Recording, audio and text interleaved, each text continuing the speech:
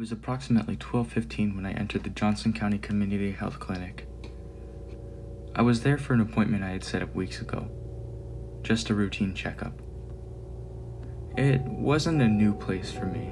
I'd been there a couple times before. However, the place had an odd nostalgic feel to it, as if it were a location from my childhood or something. And I can never pinpoint exactly what this feeling was, or where it came from. As I walked in, an overwhelming feeling of deja vu swept over me. The hum of the flickering fluorescent lights, the white tile flooring, the muted beige paint that colored the walls. I noticed that there was a TV mounted in the corner, a smaller flat screen that was playing a short PowerPoint slideshow on loop of ads and events that were being held by the clinic. I passed the empty waiting area, a small area of the main room with magazines, children's playthings, and blue cushioned chairs, and approached the woman at the front desk.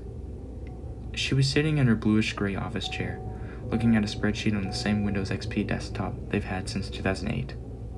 There was a sign-in sheet on the counter in front of me.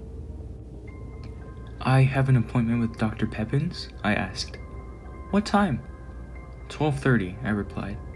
She began typing something into her keyboard. "Ah, yes," she responded. "Gary Johnston?" "Mm-hmm." "Yes, I'll tell the doctor. Please fill this out." She handed me a clipboard which held a simple fill-out form. I walked back to the waiting area, took a seat, and began to fill out the form.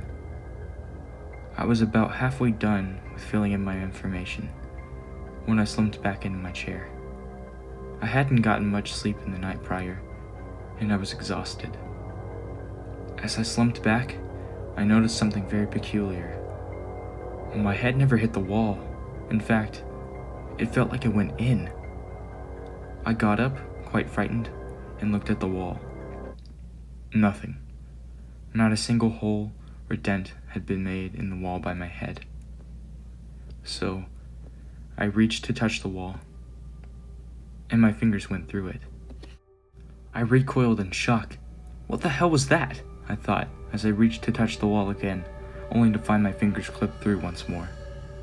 Then, suddenly, I lost my balance, tripped, and fell directly through the wall.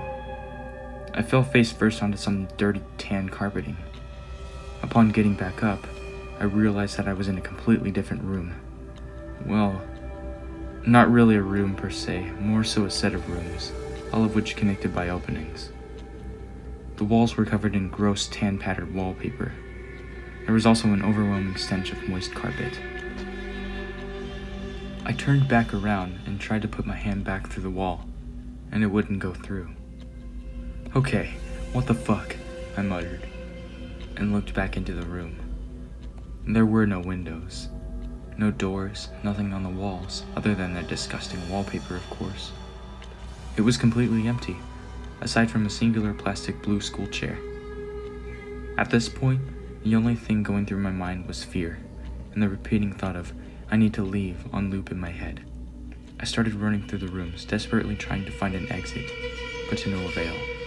There was no exit. Was this my permanent location until I died? No, there had to be a way out. I wasn't just going to be left here, right? Eventually someone would notice that I was gone. But nobody did.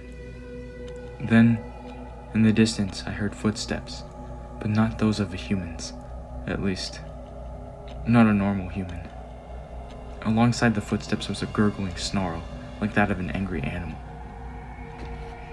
I began to run. I ran as fast as I could for whatever the hell was approaching me. I didn't want anything to do with it. I ran for what seemed like forever, but I was always back in the same room as I started in. At least, it looked like the same room. Not that I could tell them apart. So, I sat down, defeated. A feeling of dread filled my body as I started to cry. I was going to die here. And I'm still there. I haven't left. And I've accepted my fate. In fact, I can actually hear footsteps. I wonder who that is.